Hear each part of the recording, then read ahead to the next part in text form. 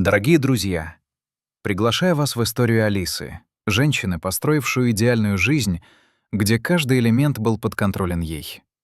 До того дня, когда чужое вторжение поставило под угрозу все, что она так бережно создавала.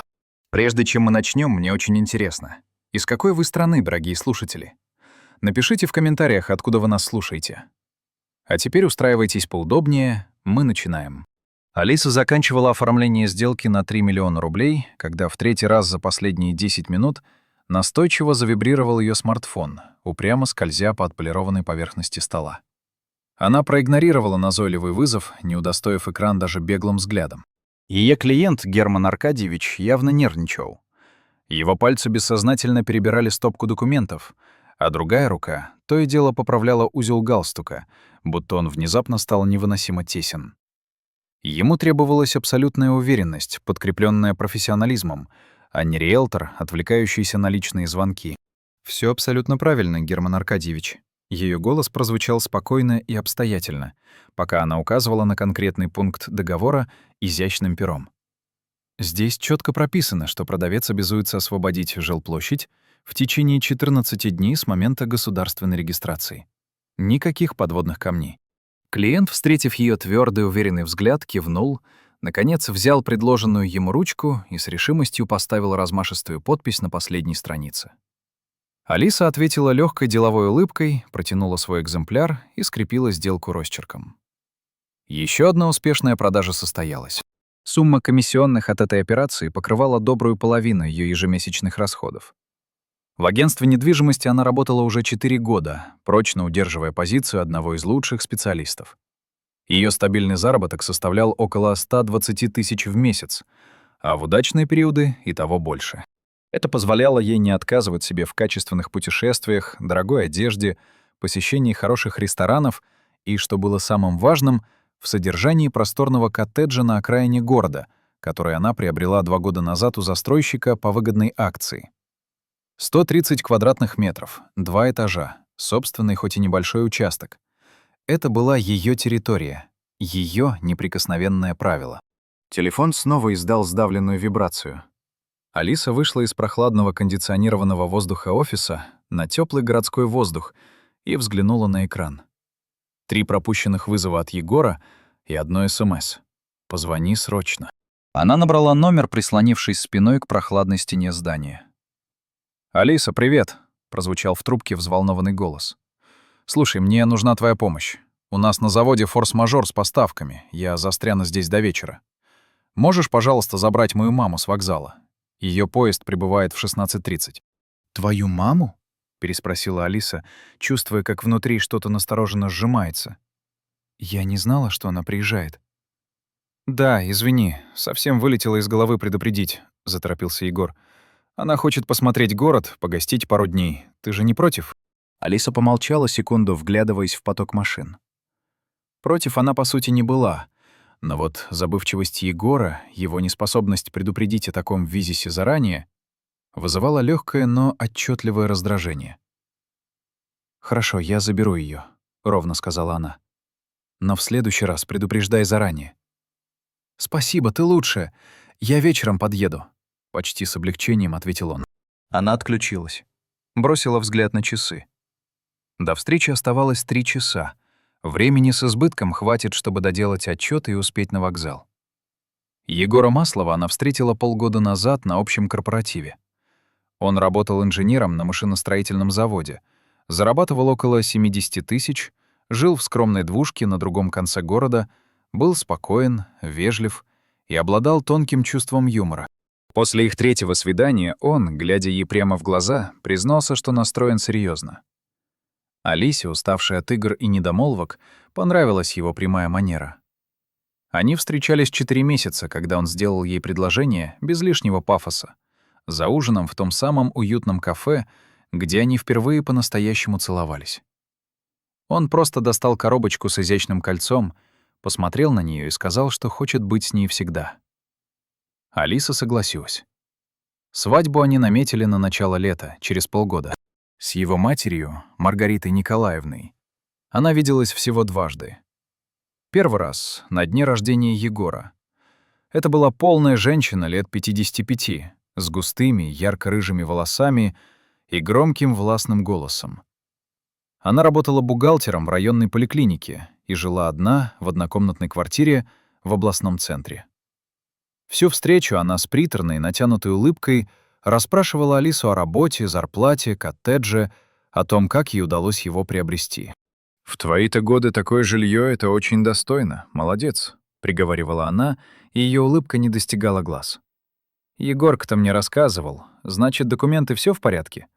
На наследство, небось, вышло?» «Нет, я купила его сама», — холодновато ответила Алиса. «Брала ипотеку и выплатила досрочно». «Ух ты!» — бровь Маргариты Николаевны поползла вверх. «Значит, деньги ты зарабатываешь очень даже хорошие. А мой Егорка всегда скромным был, на большое не замахивался». Тогда Алисе показалось, что в этих словах сквозит какая-то двусмысленность, капля яда. Но она предпочла промолчать. Второй раз они виделись месяц назад, когда Маргарита Николаевна снова приехала в город и настояла на встрече втроём, заявив, что хочет обсудить детали предстоящей свадьбы. За столом в изысканном ресторане Маргарита Николаевна торжественно извлекла из сумки потрёпанный блокнот и, надев очки, начала зачитывать размашистым почерком выведенный список. «Со своей стороны я приглашаю 23 человека», — объявила она, бросая оценивающий взгляд поверх стёкол. «Это ближайшие родственники и коллеги. Егор, конечно, добавит своих друзей. А ты, Алиса, сколько планируешь?» «Примерно 15», — ответила Алиса, чувствуя, как под столом сжимаются её пальцы. «Человек 15?» — свекровь сделала театральную паузу, выразительно сомкнув губы. «Родители, брат, подруги, пара коллег. Маловато. Свадьба должна быть широкой, чтобы люди не обиделись. Еще у меня сестра в Воронеже, она с сыном непременно приедет. И брат мой, он с женой и 3 ребятишками.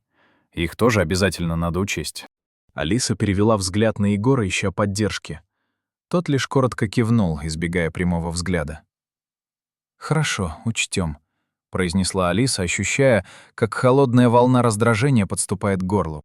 «А банкет где планируете?» — не унималась Маргарита Николаевна, откладывая блокнот. «Я вот думаю, в ресторане ведь баснословно дорого. Давайте лучше у тебя, в коттедже. Места там, простора много. Во дворе можно изящный шатер поставить, а я сама возьмусь готовить угощение. И душевнее, и бюджетнее получится в разы». Алиса почувствовала, как все ее внутренности напряглись, словно струны. «Нет», — прозвучало ее спокойное, но не допускающее возражений «нет». «Свадьба будет в ресторане. Я уже занимаюсь бронированием подходящего зала». Маргарита Николаевна театрально приподняла нарисованные брови. «Ну зачем же транжирить деньги по-пустому? Свои же люди будут, родные. Неудобно перед ними с такой показной роскошью». «Мне будет неудобно иначе», — парировала Алиса, и ее голос обрел стальную твердость. «Я хочу провести свой праздник в ресторане. А коттедж — это моя личная, частная территория». В воздухе повисла густая неловкая пауза, которую, наконец, прервал Егор, нервно прочистив горло. «Мам, Алиса права. Это наше общее и окончательное решение». Маргарита Николаевна неодобрительно скривила губы, но, поймав взгляд сына, с неохотой кивнула. «Ну ладно, как знаете. Только потом не жалуйтесь, что денег после этой феерии не осталось». Алиса вежливо улыбнулась, но глубоко внутри, словно зарубку, зафиксировала этот момент. Она не позволяла никому и никогда указывать ей, как распоряжаться ее жизнью, даже под маской заботы. Сейчас, стоя на шумном перроне вокзала, она снова, будто острый осколок, вспомнила тот разговор. Маргарита Николаевна вышла из вагона, с трудом неся объемную сумку и тяжелый пакет. Увидев Алису, она оживленно замахала рукой. «Ой, Алисочка, родная! Спасибо, что встретила старуху. А где же Егорка?» «На работе задержался», — ответила Алиса, принимая тяжеленную сумку. «Приедет к вечеру». «Понятно. Работает мой мальчик. Вкалывает». С притворной грустью вздохнула Маргарита Николаевна. «Ты меня к себе отвезёшь или в гостиницу?» Последовал прямой вопрос. «Конечно, ко мне», — ответила Алиса, хотя Егор в суматохе не успел об этом попросить. Они сели в машину и поехали через шумный город. Маргарита Николаевна без умолку болтала о тяготах пути, капризах погоды и своей усталости от работы. Алиса слушала вполуха, механически кивая и отвечая односложно. Когда они, наконец, подъехали к коттеджу, Маргарита Николаевна вышла из машины и, закинув голову, с нескрываемым одобрением окинула взглядом владение. «Ого, вот это красота! Участок солидный, дом выглядит капитально. Ты тут одна живешь? «Да», — коротко ответила Алиса, открывая парадную дверь. «Проходите, располагайтесь». Маргарита Николаевна переступила порог и сразу же начала свое неспешное, изучающее шествие по комнатам, заглядывая в углы, бегло оценивая обстановку и проводя ладонью по поверхности комода. «Ремонт, я смотрю, свежий», — комментировала она. «Кухня просторная, хорошая. А спален-то сколько?» «3», — ответила Алиса, сопровождая ее на второй этаж. «Вот в этой можете остановиться». «Спасибо, милая. А это чья комната?» Маргарита Николаевна указала на закрытую дверь в конце коридора. «Моя спальня. А это мой кабинет». «Понятно», — кивнула будущая свекровь. «Места я вижу много. Очень хорошо, что дом такой большой. Когда Егор к тебе приедет, вам будет где развернуться». Алиса промолчала, оставив этот выпад без ответа. Конкретики о переезде Егора между ними действительно не было. Он лишь вскользь упоминал о совместном будущем после свадьбы. Но до деталей они еще не дошли. Вечером домой, наконец, приехал Егор. Они поужинали втроём. Маргарита Николаевна оживленно рассказывала забавные истории из детства сына, смеялась и всячески старалась создать атмосферу душевности. Алиса вежливо улыбалась и поддерживала беседу, но внутри ее не покидало стойкое чувство нарастающего напряжения, смутная тревога, вызванная слишком активным и проницательным вниманием будущей свекрови. На следующий день Алиса уехала на работу с первыми лучами солнца и вернулась лишь под вечер. Переступив порог гостиной, она замерла на месте. Массивный диван был сдвинут к противоположной стене, а кресло стояло теперь прямо у окна. «Маргарита Николаевна, это вы переставили мебель?» — спросила она, стараясь, чтобы ее голос звучал ровно и спокойно. «Ой, да», — та вышла с кухни, вытирая руки полотенцем. «Мне показалось, что так будет гораздо удобнее и просторнее. Диван у стены и пространства больше. Ты ведь не против?» «Против», — твердо, без тени сомнения ответила Алиса. «Верните, пожалуйста, все на свои места. Точно так, как было». Маргарита Николаевна удивленно подняла брови, изобразив легкое недоумение. «Да ладно тебе, Алисочка, не драматизируй. Это же сущие мелочи». «Для меня это не мелочь», — Алиса произнесла тихо, но так отчетливо, что слова повисли в воздухе, словно высеченные из льда. Ее взгляд, прямой и непоколебимый, встретился с удивленным взором свекрови. «Это мой дом, и я хочу, чтобы все в нем оставалось так, как я сама решила». Воцарилась гнетущая тишина, которую нарушал лишь тикающий настенный час. Маргарита Николаевна, явно не ожидавшая такого решительного отпора, на мгновение растерялась. Ее губы плотно сжались в тонкую ниточку. «Хорошо», — наконец выдохнула она, с трудом скрывая обиду. «Раз уж для тебя это так принципиально». Алиса, не говоря ни слова, достала телефон и набрала Егора, коротко попросив его приехать и помочь вернуть мебель на свои законные места. Через час он уже был в гостиной. Молча, избегая глаз матери, стоявшей в дверном проеме с красноречиво недовольным выражением лица, он водворил диван и кресло в их прежнее положение. «Егор, ну посмотри ты на это!» — не выдержала Маргарита Николаевна, когда он закончил. «Она из-за какого-то дивана целый скандал закатила. А я ведь всего лишь хотела как лучше, уютнее сделать». «Мам, это не твой дом». Устало, почти обреченно ответил он. «Не нужно здесь ничего менять без спроса». Свекровь громко фыркнула и, развернувшись, демонстративно удалилась в свою комнату. Алиса перевела взгляд на Егора. «Спасибо, что поддержал», — тихо сказала она. «Не за что». Он обнял ее за плечи, притянув к себе. «Прости за маму. Она просто привыкла все по-своему обустраивать». «Я уже заметила», — сухо констатировала Алиса. Спустя 2 дня Маргарита Николаевна уехала обратно в свой город. Алиса вежливо проводила ее до вокзала, соблюла все формальности при прощании и с огромным, нескрываемым более облегчением выдохнула, когда состав тронулся с места. Прошло 3 недели. До свадьбы оставалось чуть больше месяца. Алиса с головой погрузилась в завершающие приготовления. Выбирала идеальный букет невесты, в последний раз утверждала меню с шеф-поваром ресторана, согласовывала временные планы с фотографом и визажистом. Егор по мере сил помогал с организацией, но его все чаще задерживали на работе. Как-то вечером, сидя в уютной гостиной и сверяя списки приглашенных, он негромко произнес: «Слушай, мама опять звонила. Спрашивает, не может ли она приехать пораньше, недели за 2 до свадьбы. Говорит, хочет помочь с последними хлопотами». Алиса отложила в сторону свой блокнот и внимательно посмотрела на него. Зачем ей приезжать за 2 недели? Ну, она хочет чувствовать себя полезной. Предлагает помочь с украшением зала, с какими-то покупками. «Егор, я уже все организовала до мелочей. Мне не нужна помощь». Я понимаю, но для нее это важно. Она хочет чувствовать себя частью процесса. Она же мать, переживает. Алиса сдалась, тяжело вздохнув. «Хорошо, пусть приезжает за неделю, не раньше. Договорились?» Егор улыбнулся и с благодарностью поцеловал ее в щеку.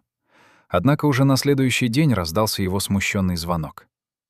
«Мама все таки приезжает через 3 дня», — прозвучал его виноватый голос в трубке. «Она уже купила билет, я не смог ее отговорить». Алиса стиснула зубы. «Егор, мы же договорились на неделю». «Я знаю, но она так настаивала. Прости, пожалуйста». Она хотела резко ответить, что это неправильно, что он должен был держать слово. Но силой выдохнув, промолчала. «Ладно, 1 раз. Я спущу это с рук 1 раз». Маргарита Николаевна прибыла с огромным чемоданом и 3 объемными сумками. Алиса, сохраняя ледяное спокойствие, встретила ее на вокзале и отвезла в коттедж. «Ой, как я соскучилась по этому дому!» — воскликнула та, переступая порог с видом полноправной хозяйки. «Сейчас разложу вещи и начнем готовиться к свадьбе». «Маргарита Николаевна, я правда совсем прекрасно справляюсь сама», — попыталась мягко возразить Алиса.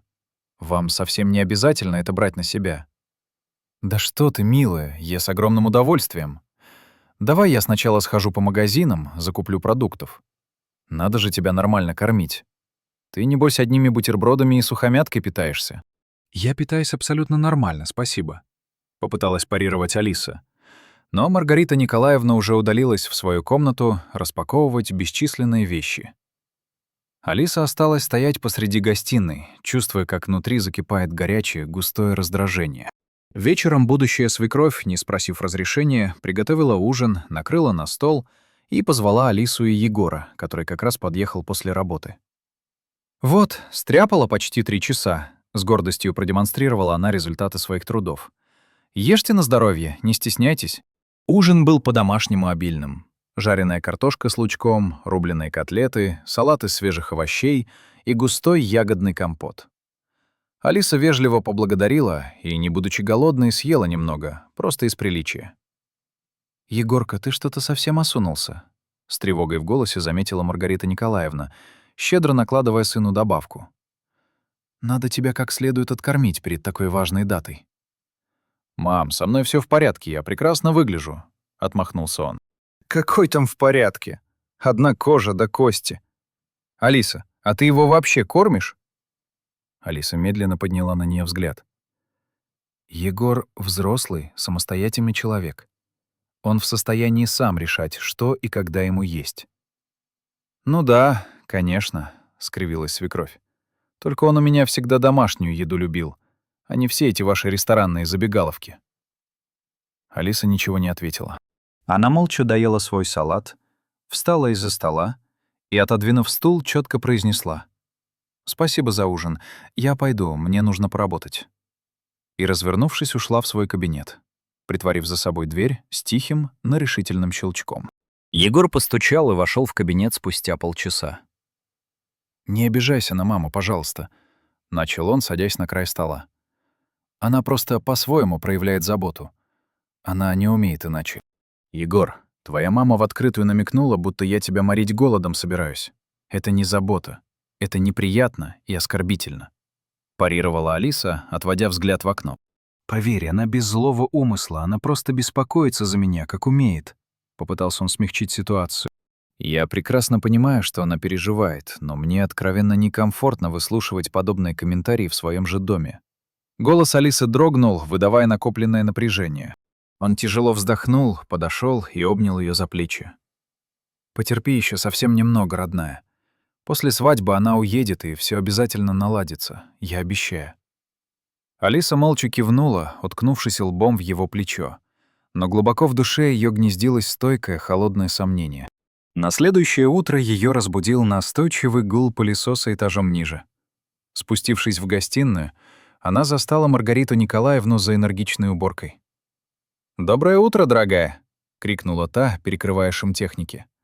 «Решила навести тут идеальный порядок.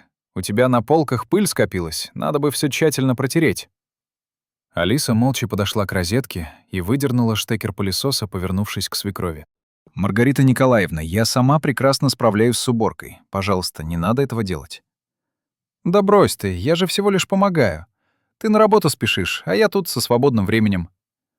«Я не просила о помощи», — прозвучало твердо и недвусмысленно. «И, пожалуйста, не трогайте мои вещи». Маргарита Николаевна выпрямилась во весь рост, и ее взгляд, полный искренней обиды, уперся в Алису. «Ну, извини, хотела как лучше». Алиса, не удостоив ее больше ни словом, развернулась и ушла на кухню готовить кофе, чувствуя, как от сдерживаемого раздражения у нее мелко дрожат руки. Она отдавала себе отчет, что необходим серьезный, исчерпывающий разговор с Егором. Но раз за разом откладывала его, словно боясь сорвать крышку с кипящего котла. До свадьбы оставалось всего 3 недели, и она до последнего надеялась избежать громкого скандала. В разгар рабочего дня на ее мобильный телефон поступил звонок от свекрови. «Алисочка, я тут подумала», — завела разговор Маргарита Николаевна сладковатым, заискивающим тоном. «Может, все таки пригласим на торжество еще моих подружек? Человек 10, не больше. А то они, знаешь ли, сильно обидятся, если их позову». «Маргарита Николаевна, список гостей уже окончательно утвержден, и мы рассчитали оплату ресторана именно под это количество персон», — ответила Алиса, стараясь сохранять спокойствие. «Ну, подумаешь, немного доплатите. Разве это проблема?» «Нет», — ответила Алиса коротко и четко. «Список меняться не будет». В трубке повисла тяжелая, многозначительная пауза. «Знаешь, а ты какая-то жадная», — вдруг прозвучало с другой стороны, и голос свекрови резко потерял всю свою слащавость. «Свадьба — такое важное событие, а ты на родных людях собираешься экономить». Алиса почувствовала, как у нее внутри что-то резко и болезненно сжалось. «Я не жадная. Я планирую собственную свадьбу. Я планирую ее в рамках своего бюджета и по своим правилам. Если вам это категорически не нравится...» Ее голос зазвенел сталью. «Вы всегда можете не приехать». «Как это не приехать? Я мать жениха!» — взорвалась та. «Тогда уважайте наше с вашим сыном решение», — закончила Алиса и положила трубку. Вечером Егор вернулся домой с помятым, расстроенным лицом. «Мама весь день проплакала», — сообщил он, снимая куртку. «Утверждает, что ты ее ужасно оскорбила». «Я никого не оскорбляла. Я всего лишь отказала в дополнительных гостях, которых мы изначально не обсуждали». «Но она же просто хотела как лучше. Она...» «Егор», — резко перебила его Алиса, — «твоя мать систематически пытается навязать здесь свои порядки. Она переставляет мебель, готовит, не спрашивая моего мнения, лезет с уборкой, хотя я прямо просила ее этого не делать. А теперь еще и позволяет себе называть меня жадной. Это абсолютно неприемлемо». Он с усталым видом провел рукой по лицу. «Хорошо. Я еще раз поговорю с ней, обещаю». «Ты уже говорил, и ничего не изменилось. На этот раз твои слова должны быть жестче и результативнее». Алиса смотрела на него долгим, испытующим взглядом. «Хорошо, я жду». Егор действительно провел беседу с матерью в тот же вечер. Алиса, стоя в коридоре, слышала из-за закрытой двери приглушенные, но эмоциональные обрывки разговора. Возмущенные возгласы Маргариты Николаевны, ее попытки что-то доказывать и ровный, но на этот раз твердый голос Егора. Когда он вышел из комнаты, то коротко сообщил: «Я все ей объяснил. Больше подобного не повторится». Следующие 2 дня в доме царили хрупкое, но долгожданное спокойствие. Маргарита Николаевна вела себя тихо, не лезла с непрошенными советами и готовила еду исключительно для себя. Алиса с осторожностью почувствовала облегчение. Возможно, прямая беседа и впрямь возымела действие. Но на 3-й день, вернувшись с работы, она застала в гостиной незнакомую женщину лет 50. Незнакомка сидела на ее диване, неспешно прихлебывая чай из ее же любимой кружки. А рядом с видом полноправной хозяйки расположилась Маргарита Николаевна. «А, Алиса, наконец-то!» — воскликнула свекровь с подчеркнутой радостью. «Знакомься, это моя родная сестра, Тамара. Приехала к нам из Воронежа». Алиса замерла в дверном проеме. «Здравствуйте», — сухо поздоровалась она. «Егор упоминал, что вы приедете на саму свадьбу». «Ну да, на свадьбу, конечно», — подтвердила Тамара, оценивающе оглядывая Алису с ног до головы. «Но Маргарита позвала меня пораньше, сказала, что можно и погостить немного. Я тут дней на 7 приехала. Надеюсь, ты не возражаешь?» Алиса медленно перевела взгляд на Маргариту Николаевну. «Можно поговорить с вами наедине?» Тихо, но не допуская возражений, спросила она. Они вышли на кухню. Алиса прикрыла за собой дверь. «Почему вы пригласили свою сестру в мой дом, не спросив моего разрешения?» «Ой, Алисочка, какая в сущности разница?» — отмахнулась та с непринужденной легкостью.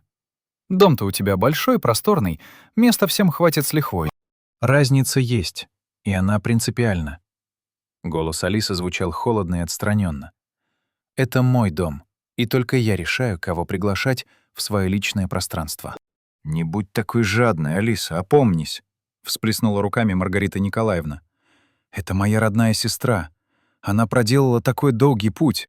В таком случае снимите для нее номер в гостинице», — парировала Алиса, не повышая тона.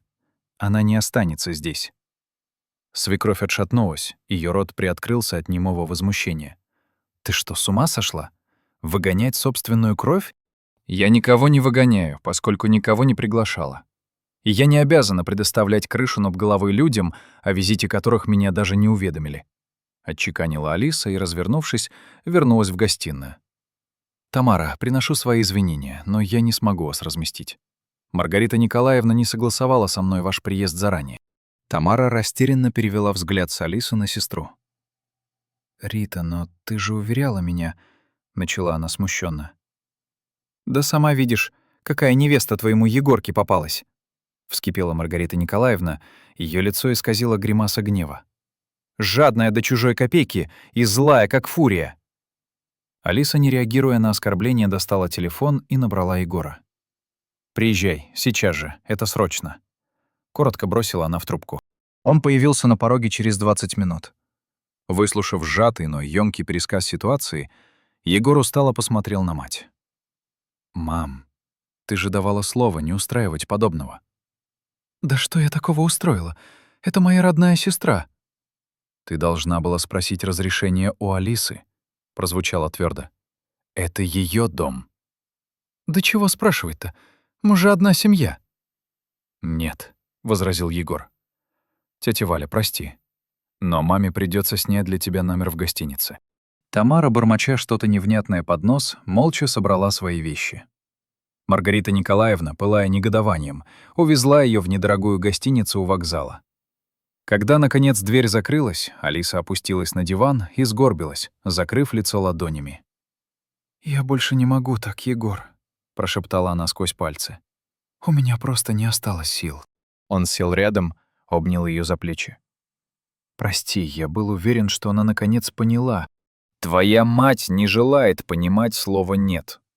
Она делает все, что заблагорассудится, и называет меня жадиной лишь за то, что я пытаюсь отстоять собственные границы. Я знаю. Я проведу с ней очень серьезный разговор. Ты уже говорил с ней. Дважды. На этот раз твои слова должны подкрепиться действиями».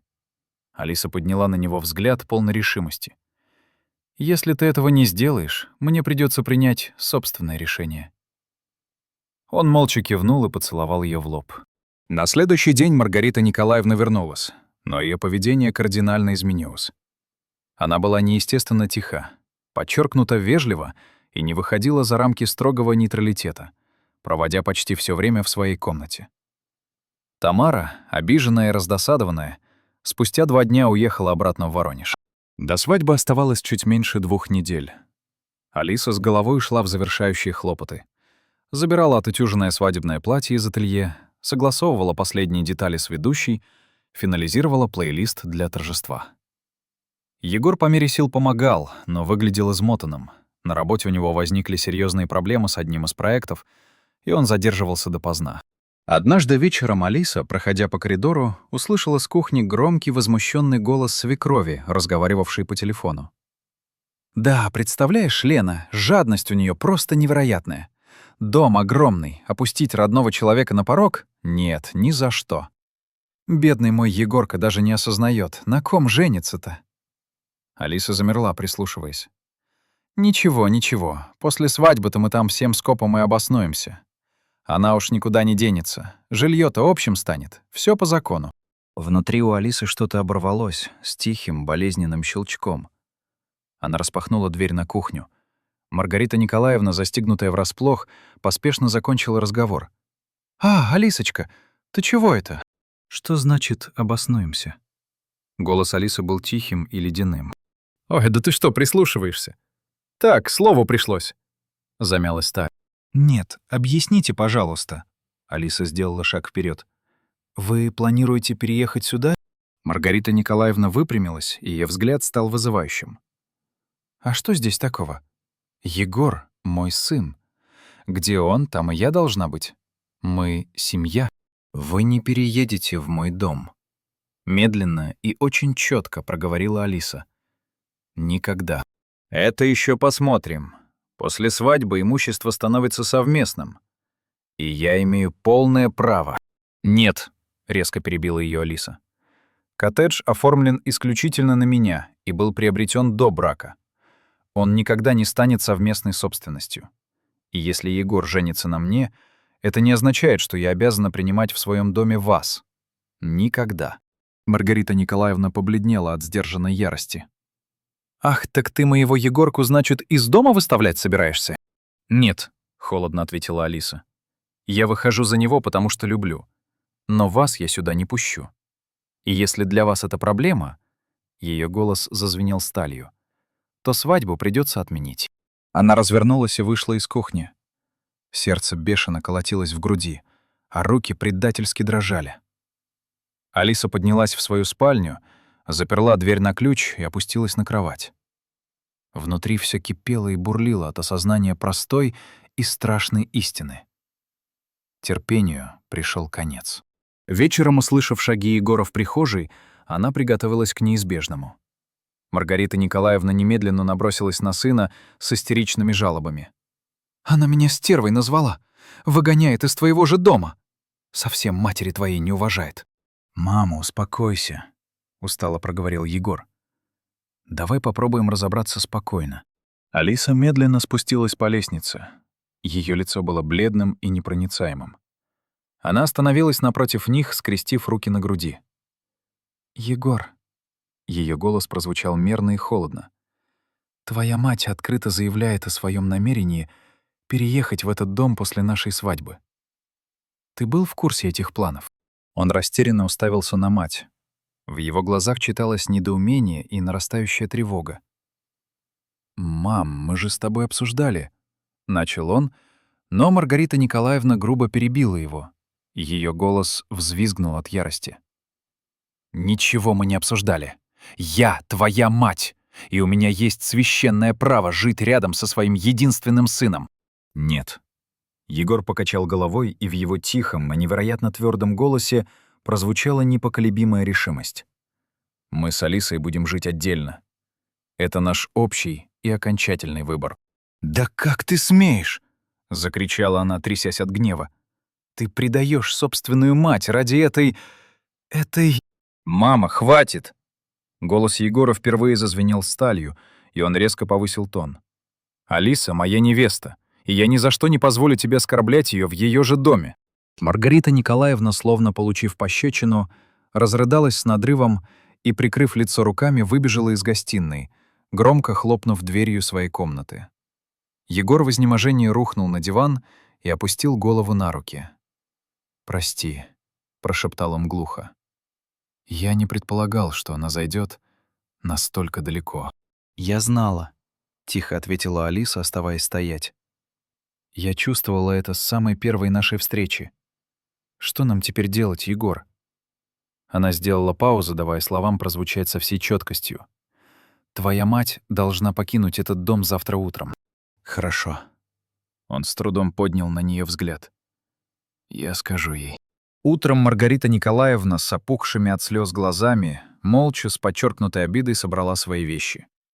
Егор вызвал такси, проводил ее до вокзала и вернулся спустя 2 часа, выглядев совершенно разбитым. «Она уехала», — сообщил он, не поднимая глаз, «и говорит, что не приедет на нашу свадьбу». Алиса тяжело вздохнула. «Может, так будет лучше для всех?» «Нет, не лучше», — с болью в голосе воскликнул он. «Она все таки моя мать. Я хочу, чтобы она была в этот день рядом».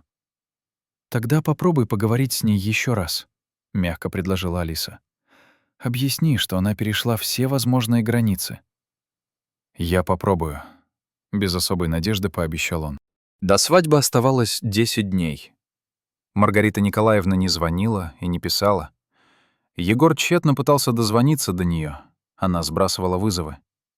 Алиса хоть и чувствовала огромное облегчение, с грустью наблюдала, как Егор переживает и закрывается в себе. Она старалась погрузиться в работу, встречалась с подругами, проверяла последние детали к торжеству. Все шло по плану.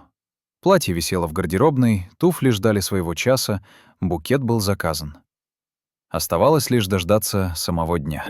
Однажды вечером, за 8 дней до свадьбы, Егор примчался к ней в явном волнении.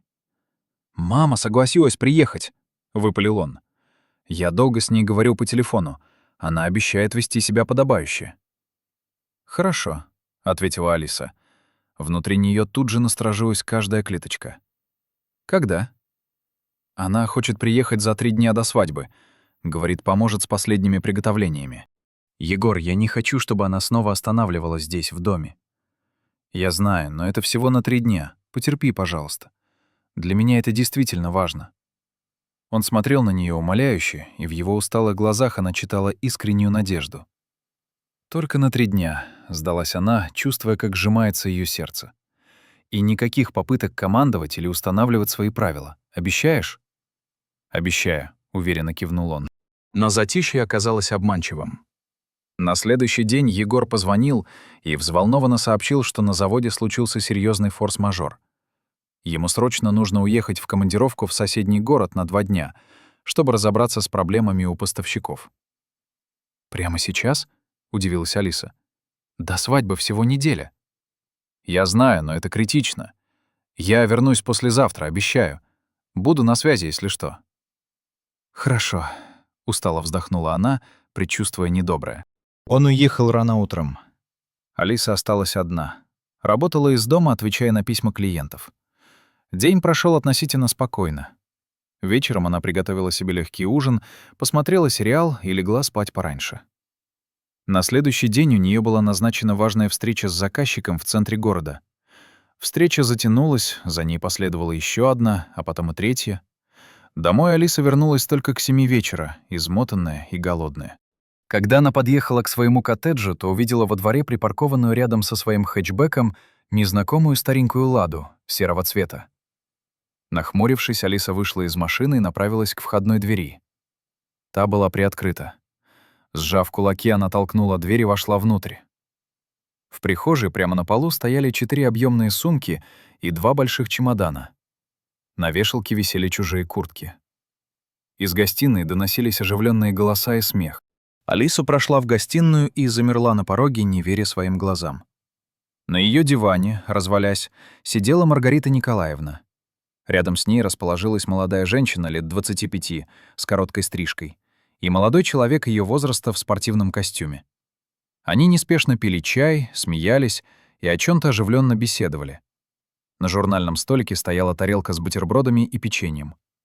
Маргарита Николаевна, заметив Алису, широко и слащаво улыбнулась. «А, Алисочка, вот и ты наконец-то. Знакомься, это моя дочь Инна и мой сын Максим». Егоровы брат и сестра. Они приехали помочь нам с подготовкой к свадьбе». Алиса молча стояла, пытаясь осмыслить услышанное. Она знала, что у Егора есть единокровные брат и сестра от первого брака отца. Но они жили в другом городе, и он виделся с ними крайне редко. Никто и словом не обмолвился, что они собираются приехать раньше срока. Инна встала и протянула ей руку для приветствия. «Привет, Алиса. Мама так много о тебе рассказывала». Алиса проигнорировала протянутую руку. Еже взгляд, холодный и тяжелый, был прикован к лицу Маргариты Николаевны. «Зачем они здесь? И почему именно сейчас?» Прозвучал ее вопрос, режущий тишину, как лезвие. «Ну как зачем?» С притворным, наигранным удивлением воскликнула Маргарита Николаевна. «Помогать, конечно, будут.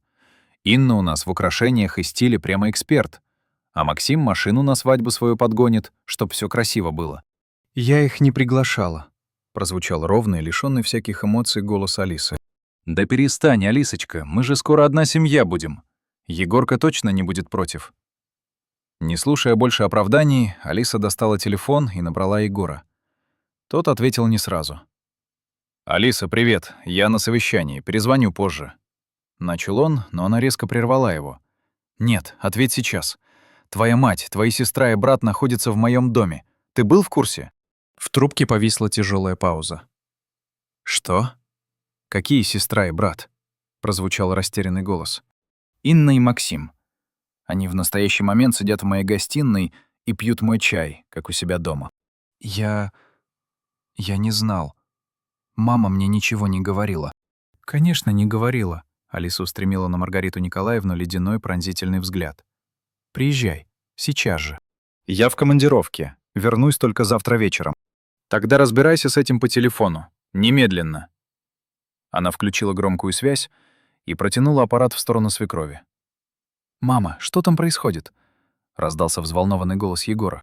«Ой, Егорушка, да ничего страшного!» — беззаботно затараторила та. «Я Инночку с Максимкой позвала, думала, помогут. Ты же не против? Им же тоже интересно на твоей свадьбе побывать. Они должны приехать в день свадьбы, а не сейчас. И я тебе четко говорил, никаких сюрпризов».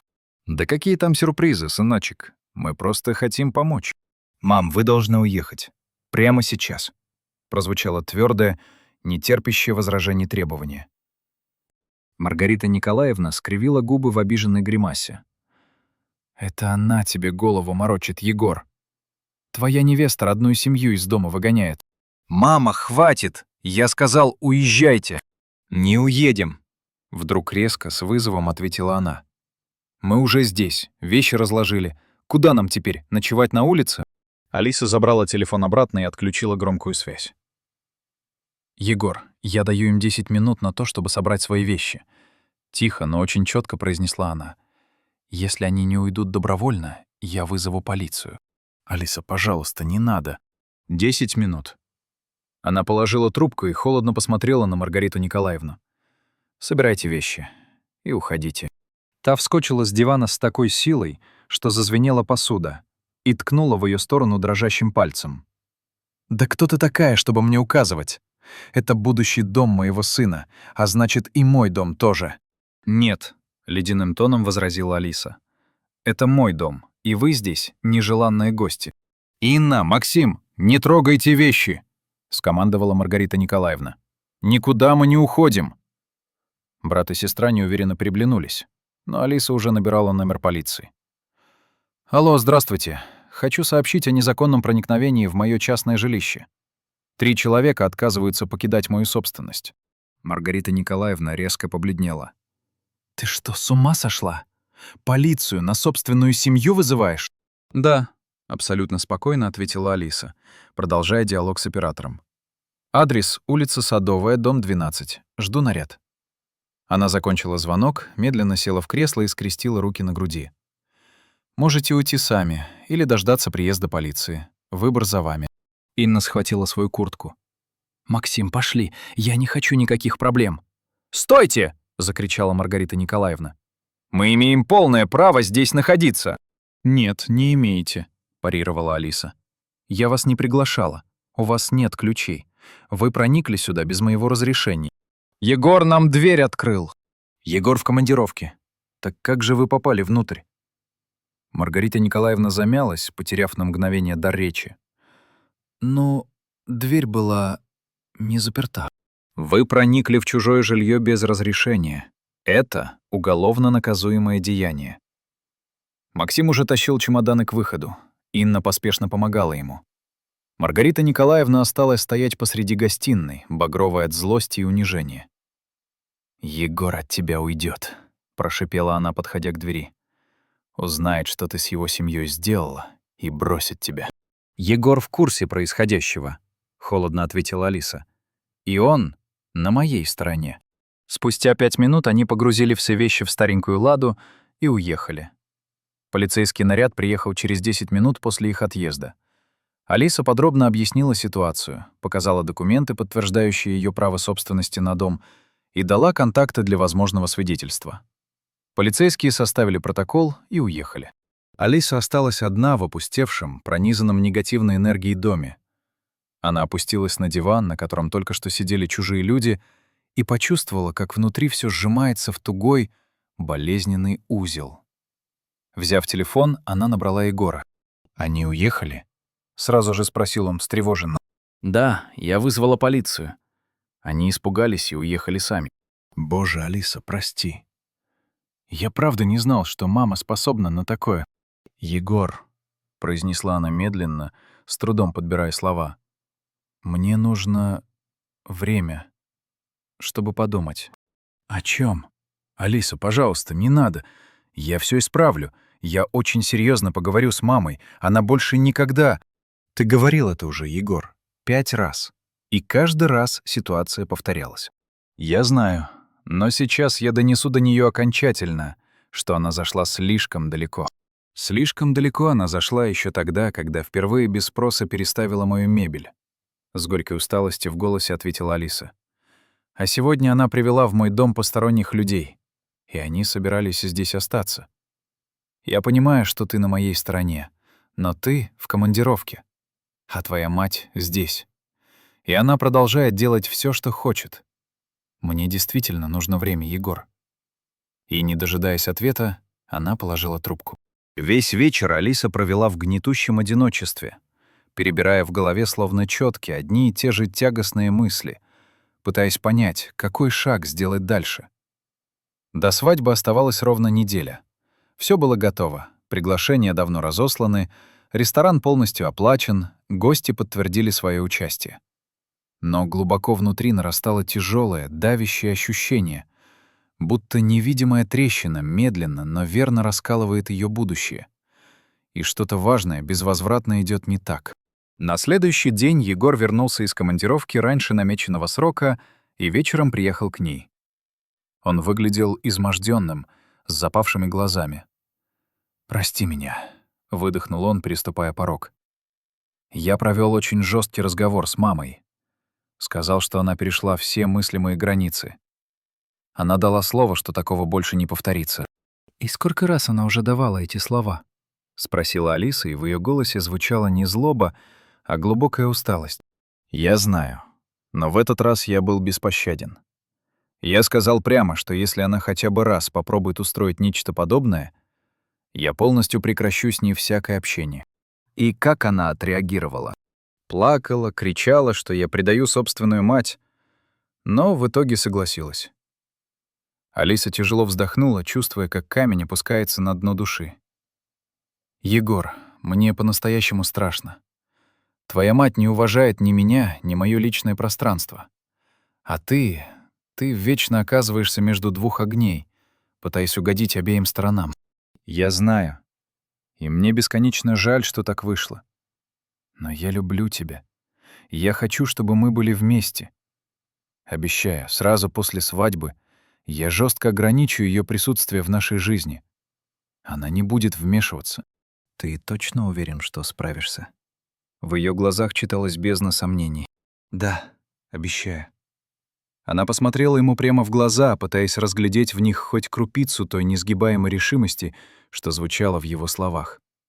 И, поборов себя, кивнула. «Хорошо. Продолжаем подготовку». Следующие несколько дней пролетели в лихорадочной суете. Алиса забирала последние заказы, встречалась с организаторами, по 100 раз сверяла списки. Маргарита Николаевна не напоминала о себе ни звонками, ни внезапными визитами. Егор сообщал, что она затаилась дома в обиде, но на свадьбу обещала приехать. За 3 дня до торжества Алиса уехала на целый день по работе. У нее была назначена важнейшая встреча с крупным клиентом, желавшим приобрести коммерческую недвижимость. Переговоры прошли блестяще. Сделка была успешно заключена и подписана. С чувством профессионального удовлетворения и легкой эйфории Алиса вернулась домой около 8 вечера. Но едва она подъехала к своему коттеджу, ледяная волна ужаса накрыла ее с головой. Во дворе, как зловещее напоминание, снова стояла та самая серая лада. Сердце ее провалилось в бездну. Она медленно, будто в кошмарном сне, вышла из машины и подошла к парадной двери. Та была распахнута настежь. Алиса вошла внутрь. В прихожей, как и в прошлый раз, громоздились чемоданы и сумки, но на сей раз их было еще больше. На вешалке висели чужие пальто, на полу стояли несколько пар незнакомой обуви. Она прошла в гостиную. На ее диване, словно у себя дома, восседала Маргарита Николаевна в окружении Инны и Максима. Они о чем то оживленно беседовали и смеялись. На кофейном столе стояла кастрюля с супом и тарелка с бутербродами. Маргарита Николаевна обернулась и, увидев Алису, усмехнулась. «А вот и наша хозяйка пожаловала», — прокомментировала она с язвительной сладостью в голосе. «Проходи, не стесняйся, мы тут ненадолго». Алису замерла на пороге, глядя на эту идиллическую сцену. Внутри у нее все оборвалось и похолодело. «Что вы здесь делаете?» — прозвучал ее вопрос, больше похожий на стон. «А как же?» — с притворным недоумением воскликнула свекровь. «Готовимся к свадьбе, конечно. Егорушка сам разрешил нам остановиться здесь до самого торжества. Сказал, что ты только за». «Где Егор?» «На работе, задерживается. Говорил, приедет поздно». Не веря своим ушам, Алиса достала телефон и набрала его номер. Он ответил не с первого гудка. «Алиса, привет. Я сейчас не могу говорить. Егор, твоя мать, сестра и брат снова в моем доме. И ты якобы разрешил им это». В трубке повисла долгая красноречивая пауза. Они звонили мне утром. Сказали, что хотят остановиться перед свадьбой. Я подумал, что ты не будешь против. Ты подумал, что я не буду против? После всего, что произошло в прошлый раз. Ну, мама же обещала вести себя прилично. Егор, мы с тобой серьезно говорили на эту тему. Я четко и ясно сказала. Никого в мой дом без моего личного согласия. Прости, я не подумал. Ты не подумал. Ты просто, как всегда, пошел у нее на поводу.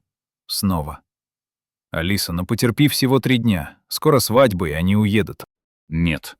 Прозвучало ледяное, окончательное нет. Они уйдут. Прямо сейчас. Пожалуйста, не устраивай скандал. Но она уже положила трубку. Она перевела взгляд на Маргариту Николаевну. «Собирайте вещи и уходите». Та фыркнула с издевкой. «Да ты что, опять за свое? Егорка сам лично сказал, что мы можем здесь находиться. Егор не имеет права никого приглашать в мой дом без моего разрешения. Это моя частная собственность». «После свадьбы-то она станет общей», — огрызнулась Маргарита Николаевна, и в ее глазах вспыхнул вызывающий огонек. «А мы — семья, и будем жить все вместе, как и положено». Алиса медленно, с мертвенной невозмутимостью прошла через всю комнату и остановилась у большого окна, за которым угасал вечер. Затем она плавно развернулась, и ее взгляд, тяжелый и неподвижный, упал на Маргариту Николаевну. «Повторите, что вы только что сказали». Прозвучало тихо, но с такой ледяной вескостью, что воздух в гостиной словно сгустился. «Я сказала, что после свадьбы мы будем жить здесь». Маргарита Николаевна встала, демонстративно скрестив руки на груди в позе полной владелицы.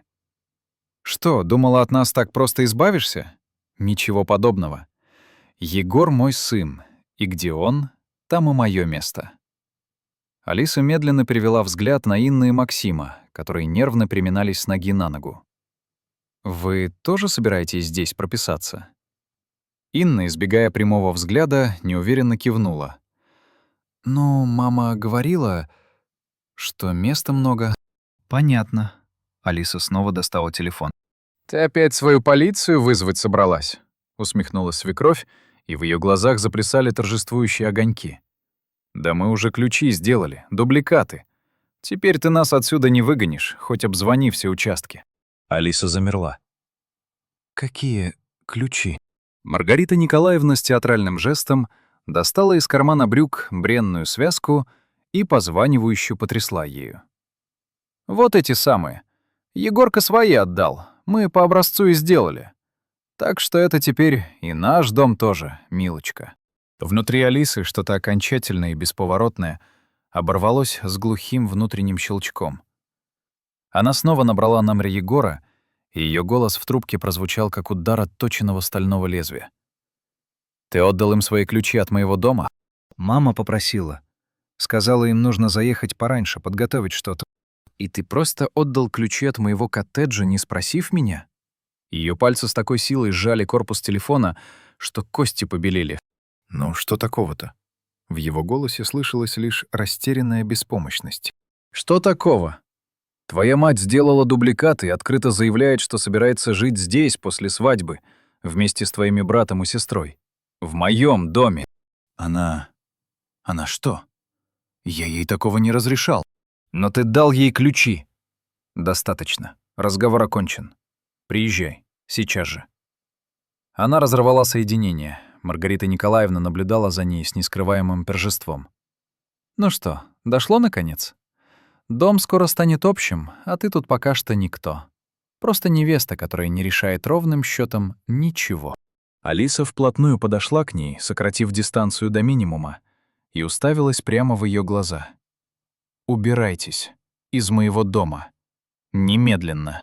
«А мы не уйдем, усмехнулась Таня, отступая. «Ключи-то у нас есть.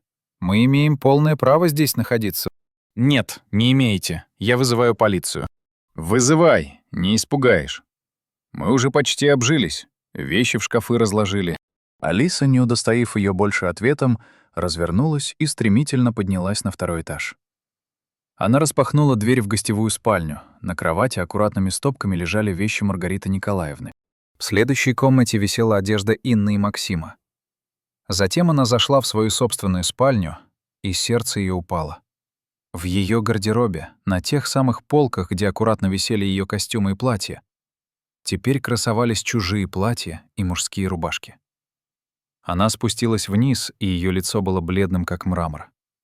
Маргарита Николаевна стояла посреди гостиной с самодовольной ухмылкой. «Ну что, видела? Мы уже тут живем, как у себя дома». Алиса медленно, с невероятным усилием выдохнула. Внутри бушевала ледяная сконцентрированная ярость. «До свадьбы еще 3 дня», — произнесла она, глядя прямо на свекровь. «А ваша семья уже вовсю обустраивается в моем коттедже». Та лишь презрительно пожала плечами. «Ну, вселились. И что с того? Скоро свадьба, станем одной семьей. Алиса молча прошла мимо нее на кухню, открыла холодильник и увидела его полки, заставленные чужими продуктами. Вернувшись в гостиную, она констатировала с убийственным спокойствием. «Вы разложили свои вещи в моих шкафах. Конечно, места много, чего добру пропадать. И вы по-прежнему считаете, что имеете на это право?» «Конечно, имеем. Егор разрешил». Алиса посмотрела на нее долгим пронизывающим взглядом, а затем произнесла медленно, отчеканивая каждое слово. «Маргарита Николаевна, когда я увидела, как вы и ваши дети складываете свои вещи в мой шкаф, я удивилась. А когда вы любезно пригласили меня чувствовать себя гостьей в собственном жилье, я окончательно поняла, что вы потеряли всякую связь с реальностью». Она сделала шаг вперед. Ее голос оставался спокойным, но в нем зазвенела закаленная сталь. «Убирайтесь, вон из моего коттеджа. Я вас сюда не приглашала». Маргарита Николаевна фыркнула. «Да ты кто такая, чтобы мне указывать? Я мать жениха. Вы лицо, незаконно проникшее в мое жилище. У вас нет никаких прав здесь находиться. У нас ключи есть, Егор дал». Егор не является собственником. Он не имел ни малейшего права распоряжаться ключами. «Мы не уйдем. Маргарита Николаевна плюхнулась на диван и намертво скрестила руки, словно вросла в обивку. «Хоть полицию зови, хоть кого. Мы остаемся. Алиса без лишних слов набрала номер полиции. Ее голос был ровным и четким. «Добрый вечер. Хочу сообщить о незаконном проникновении в мое частное жилище. 3 человека, незаконно получив дубликаты ключей, вселились в мой коттедж без моего ведома и согласия и отказываются его покидать». Маргарита Николаевна резко побледнела. «Ты с ума сошла? Мы же будущая семья!» «Нет», — ледяным тоном ответила Алиса. «Мы не семья. Адрес — улица Майская, дом 10. Приезжайте, пожалуйста». И она положила трубку. Инна резко вскочила с дивана. Лицо ее было бледным от нарастающей паники. «Мама, давай просто уйдем. Я не хочу иметь дело с полицией. Это уже слишком». «Сиди на месте и не рыпайся», — рявкнула Маргарита Николаевна, сверкнув глазами. «Никуда мы не пойдем. Это просто блеф». Но Максим уже суетливо начал сгребать разбросанные вещи. «Мама, это же серьезно. Она ведь правда вызвала наряд. Может, лучше не искушать судьбу?» «И пусть вызывают. Они ничего нам не сделают. Мы же свои люди». Упрямо стояла на своем свекровь. Алиса, не говоря ни слова, медленно опустилась в свое любимое кресло, изящно скрестила ноги и бросила беглый взгляд на часы. «Полиция обычно приезжает в течение 15 минут», — отметила она вслух. Ее голос был ровным и безразличным. Маргарита Николаевна принялась нервно расхаживать по гостиной, бормоча под нос что-то невнятное о черной неблагодарности и патологической жадности. Инна и Максим перешептывались, бросая тревожные взгляды на дверь, но трогать свои пожитки не решались. Спустя 10 минут в дом ворвался Егор. Он был бледен, его волосы всклокочены, а в глазах читалась паника. «Что здесь, черт возьми, происходит, Алиса? Правда, что ты вызвала полицию?» «Да», — кивнула она, сохраняя ледяное спокойствие. «Твоя мать, сестра и брат совершили незаконное вселение в мой дом. Они изготовили дубликаты ключей без моего ведома, разложили свои вещи в моих шкафах и открыто заявили о намерении остаться здесь жить. Я вежливо попросила их удалиться, но они отказались. Следовательно, я вызвала правоохранителей». Егор с болью в глазах посмотрел на мать. «Мам, это правда? Егорушка, родной, да я же всего лишь хотела помочь с подготовкой к свадьбе. Она все неправильно поняла, все перевернула с ног на голову», — залепетала та, заламывая руки. «Вы сказали, что останетесь здесь жить после свадьбы», — невозмутимо напомнила Алиса. «Дословно». «Да я пошутила!» — взвизгнула Маргарита Николаевна. «Неужели нельзя отличить шутку от серьезных намерений?» «Нет, не могу», — холодно парировала Алиса. «Потому что вы уже во 2-й раз пытаетесь насильно вселиться в моё жилье. Это не шутка, это система». Егор с отчаянием провел рукой по лицу. «Мама, собирайте вещи и уходите, сейчас же». «Сыночек, да как ты можешь?» «Я сказал, уходите». Его голос впервые зазвенел сталью и властью. «Вы перешли все мыслимые границы. Я больше не намерен этого терпеть». Маргарита Николаевна разрыдалась, но сквозь рыдания начала сгребать свои вещи. Инна и Максим, не глядя ни на кого, молча принялись ей помогать. Егор стоял у окна, отвернувшись, его плечи были напряжены. Ровно через 5 минут прибыл наряд полиции. 2 сотрудника в форме вошли в дом. Алиса четко и обстоятельно изложила суть произошедшего, предъявила документы, подтверждающие ее право собственности, и подробно рассказала о незаконно изготовленных дубликатах ключей. Полицейские выслушали и Маргариту Николаевну, которая, путаясь и сбиваясь, пыталась оправдаться, но лишь запуталась в собственных показаниях. «Гражданка, вы подтверждаете, что изготовили дубликаты ключей от данного жилья без разрешения собственника?» — строго спросил старший по званию. «Ну, сын дал ключи. Я думала...» — лепетала она. «Сын не является собственником. У вас не было никаких законных оснований делать дубликаты. Ваши действия могут быть квалифицированы как незаконное проникновение в жилище». Услышав официальную формулировку, Маргарита Николаевна резко побледнела. Я не знала». «Теперь знаете.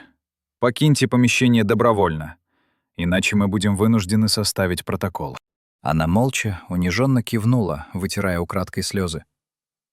К этому моменту Инна и Максим уже вынесли все вещи и складывали их в багажник машины. Егор механически помогал им, его лицо было каменным. Когда последняя сумка была погружена, Маргарита Николаевна, проходя мимо Алисы, остановилась и прошипела ей прямо в лицо. «Ты еще горько пожалеешь об этом. Егор от тебя уйдет, слышишь?» «Возможно», — также спокойно ответила Алиса. «Но это будет мое собственное решение». Свекровь силой хлопнула дверью, вышла и уехала вместе с детьми. Егор проводил их до калитки и вернулся в дом. Полицейские в течение получаса составили все необходимые документы, изъяли злополучные дубликаты ключей и удалились. Алиса осталась с Егором наедине, в опустевшей, наполненной гнетущей тишиной гостиной. Он стоял посреди комнаты, сломленный и подавленный. «Прости», — прошептал он, не поднимая глаз. «Я не думал, что она способна дойти до такого». Алиса молчала, глядя в пустоту. Я все исправлю. Я поговорю с ней, я все ей объясню». «Нет, Егор». Тихо, но неумолимо перебила она его. «Ты ничего не исправишь». Он поднял на нее растерянный взгляд. «Что? Что ты имеешь в виду?» «Я имею в виду, что свадьбы не будет». В доме повисла звенящая, давящая тишина. Ты это серьезно? «Да. Я не выйду за тебя замуж». «Алиса, пожалуйста. Я знаю, мама ужасно себя вела, но...» «Егор, дело не только в твоей матери». Она посмотрела ему прямо в глаза, и в ее взгляде он увидел не гнев, а бесконечную усталость и окончательное решение. «Дело в том, что ты не способен ей отказать. Ты обещал мне 5 раз, что она больше не переступит порог. И каждый раз ты давал ей новый шанс. Ты вручил ей ключи от моего дома, не спросив меня. Ты снова и снова позволял ей топтать мои границы, моё личное пространство, моё право на неприкосновенность жилища. Я исправлюсь. Я обещаю». «Нет, не исправишься. Потому что ты до сих пор не понимаешь сути проблемы. Для тебя это просто мама немного перегнула палку. А для меня это означает, что ты не уважаешь ни моё пространство, ни мои решения, ни мои границы. И я не могу построить семью с человеком, который ставит мамины капризы выше благополучия своей будущей жены». Егор стоял, безмолвно опустив голову, и в его сгорбленной позе читалась вся тяжесть происходящего. «Я люблю тебя», — выдохнул он наконец, и слова прозвучали как стон. «Я не хочу тебя терять». «Я тоже тебя люблю», — тихо отозвалась Алиса, и в ее голосе не было и тени сомнения. «Но одной любви недостаточно. Мне нужен партнер, который будет на моей стороне безоговорочно. А ты всегда оказываешься на стороне матери». «Это несправедливо», — попытался он возразить, но в его глазах уже плескалась беспомощность. «Это правда, Егор. И в глубине души ты сам это прекрасно осознаешь». Не говоря больше ни слова, Алиса медленно, с почти ритуальной точностью, сняла с безымянного пальца обручальное кольцо и протянула ему. «Возьми». «Нет, не надо». Он отшатнулся, будто от раскаленного металла. «Егор, возьми. Мое решение окончательно». Его пальцы, дрожащие и неуверенные, сомкнулись вокруг холодного золота. Он сжал кольцо в кулаке, словно пытаясь удержать ускользающий миг. Может, ты еще подумаешь? Дай мне последний шанс». Я думала. Долго и мучительно. И поняла, что не хочу всю оставшуюся жизнь прожить в состоянии осады, в постоянном страхе, что твоя мать снова ворвется в мое пространство. Я не желаю бороться за право быть хозяйкой в собственном доме. Я больше не пущу ее. Я поклянусь. В его голосе зазвучала отчаянная мольба. Ты уже давал эту клятву. Много раз. Егор медленно кивнул, вытирая тыльной стороной ладони предательски навернувшиеся слезы. «Я понял. Прости, что все так вышло». «Мне тоже жаль», — тихо ответила Алиса. Он развернулся и медленно, тяжело зашагал к выходу. На пороге замер, обернулся. Если передумаешь, позвони». Алиса не ответила. Дверь закрылась тихим щелчком, окончательно разделив их миры. Она осталась одна в гулкой, оглушающей тишине. Опустилась на диван и обхватила колени руками. Внутри не было ни боли, ни злости, лишь огромная звонкая пустота и странное безмятежное спокойствие. Слез не было. Была лишь абсолютная кристальная уверенность в правильности принятого решения. На следующий день она начала большую работу по демонтажу собственной свадьбы. Звонок в ресторан был одним из самых трудных. Часть денег вернули, часть ушла в качестве неустойки, но Алису это волновало меньше всего. Затем были звонки фотографу, ведущей, музыкантам, один за другим, как заколдованный круг. Она коротко объясняла. Свадьба отменена. Разослала сообщения гостям. Большинство отреагировали с пониманием, а подруга Олеся вечером примчалась к ней, обняла крепко и сказала: «Я горжусь тобой. Ты поступила как сильный человек. Лучше сейчас, чем всю жизнь ломать себя». Алиса молча кивнула. «Я знаю». Егор звонил несколько раз, писал длинные, полные раскаяния сообщения, умолял о встрече. Алиса отвечала коротко и без колебаний. «Нет, решение принято». Через неделю его сообщения прекратились. Маргарита Николаевна оставила ей голосовое сообщение, хриплое от ненависти, полное оскорблений и проклятий. Алиса прослушала его до конца и нажала кнопку «Удалить». Прошел месяц. Алиса с головой ушла в работу, закрыла несколько крупных сделок, вернув себе чувство контроля и профессиональной состоятельности. Вечерами она сидела в своем коттедже, пила травяной чай на террасе и наблюдала, как солнце садится за линию горизонта. Иногда накатывала грусть, тихая, ноющая, как старая рана. Иногда лишь глубокое, выстраданное спокойствие. Однажды Олеся спросила ее прямо: «Ты жалеешь?» «Нет», — ответила Алиса без тени сомнения. «Жалею лишь о том, что не разглядела эту ситуацию раньше. Ты поступила мудро. Лучше быть одной, чем в паре с человеком, который не уважает твои границы». «Я так и думаю». Спустя 2 месяца Алиса случайно увидела в социальных сетях фотографии со свадьбы Егора. Он женился на другой девушке. Алиса смотрела на его улыбку и с грустной надеждой подумала: может, с ней у него получится иначе. Прошло полгода. На одной из профессиональных конференций по недвижимости она познакомилась с Дмитрием. Он был архитектором, работал в крупной столичной компании. Они разговорились за чашкой кофе, затем обменялись контактами, начали встречаться. Дмитрий был спокойным, внимательным. Его уважение к личному пространству чувствовалось во всем. Впервые приходя к ней в коттедж, он спросил: «Можно снять обувь?» Предлагая помочь на кухне, он не навязывался, а мягко спрашивал: «Разрешишь?» «У тебя очень красивый дом», — сказал он как-то вечером, оглядывая гостиную. «Чувствуется, что ты вложила в него не только деньги, но и душу». «Спасибо», — улыбнулась Алиса. «Для меня действительно важно, чтобы это было моё личное, неприкосновенное пространство». «Понимаю. У каждого человека должно быть такое место», — просто ответил он. Она смотрела на него и думала, что, возможно, в этот раз всё может сложиться иначе. Но торопиться она не собиралась. Горький урок был усвоен раз и навсегда. Её дом, её правила, её границы.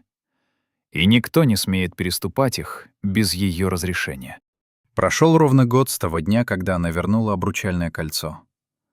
Алиса стояла на террасе своего коттеджа, согревая ладони о чашку с утренним кофе, и наблюдала, как город за забором постепенно просыпается, наполняясь шумом и движением. Её жизнь текла дальше, ровно, спокойно, без драм, без скандалов, без чужих вещей в её шкафах и без чужих голосов, диктующих свои правила. Она не жалела ни о чём, потому что она сделала единственно верный выбор. Выбор в пользу себя. Спасибо, что были с нами до конца этой истории. А как бы вы поступили на месте Алисы? Делитесь своими мыслями в комментариях, подписывайтесь на канал и ставьте лайки, чтобы не пропустить новые авторские рассказы. Ваше мнение очень важно для нас.